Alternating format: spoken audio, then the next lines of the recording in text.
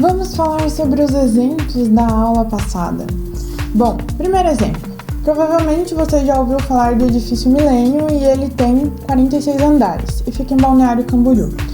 Você o considera um corpo extenso ou um ponto material? Justifique. Observem que, na situação, eu não disse para vocês em relação ao quê, tá? Então, a gente aqui vai falar sobre duas possíveis respostas.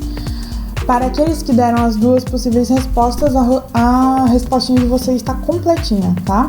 Então, em que situação eu posso classificar o edifício Millennium Palace como um corpo extenso? Quando eu considerar o tamanho do corpo dele, as dimensões dele. Quando eu considerar a altura dele, por exemplo. Em que situação, ou utilizando quem como referência, ou o que como referência, que eu posso considerar o edifício Millennium um corpo extenso? Por exemplo, um ciclista que passa ali pela rua, um cachorro, uma pessoa na rua. Por quê? O tamanho do edifício Millennium em comparação com o tamanho dessa pessoa é muito maior, então eu posso classificar ele como um corpo extenso. Agora, em que condições eu posso dizer que o edifício Millennium vai ser um ponto material? Se a gente pegar como referência, por exemplo, o tamanho do estado de Santa Catarina, o edifício Millennium parece um pontinho muito pequeno dentro das dimensões do estado, do tamanho do estado de Santa Catarina. Então, nessas condições, eu posso dizer que ele é um ponto material. Considerando também o tamanho da cidade de Balneário Camboriú ou até mesmo do bairro onde o edifício Millennium está, ok? Então, eu posso considerar ele como um ponto material. Segunda pergunta. Um professor de física, durante uma de suas aulas, perguntou aos alunos: podemos dizer que estamos todos em movimento, mesmo sentados em nossas carteiras? Justifique. Bom, imaginem vocês sentados aí. Eu posso dizer que vocês estão em movimento, sendo que vocês estão sentados, paradinhos, na mesma posição? Em que condições?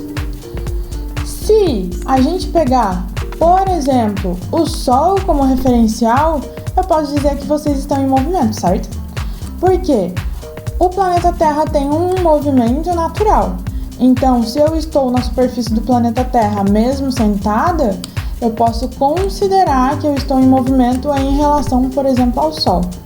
Também, o ponto de referencial podia ser uma estrela ou um outro planeta, ou também o universo, tá? Então, essa seria a justificativa, considerando um referencial que esteja fora da superfície do planeta. 3. Comente a seguinte afirmativa: todo movimento é relativo. Olha só, por que todo movimento é relativo? Lembra lá do exemplo que a prof deu do skate? Em que condições eu podia dizer que o skate estava em repouso e em que condições eu podia dizer que o skate estava em movimento? Dependia de quem? Do referencial. Então, por que essa afirmativa, né? O que eu posso dizer sobre essa afirmativa? Todo movimento é relativo. Porque depende do referencial. Se for um referencial estático, eu posso dizer que o objeto está em repouso ou em movimento em relação àquele referencial. Se for um referencial dinâmico, o mesmo. Lembra lá do exemplo do triciclo, do casal no triciclo. Para a árvore, o casal estava em repouso. Para o sol, o casal estava em movimento.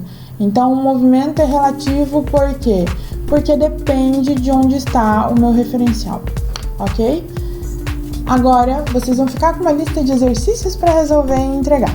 Tchau, pessoal!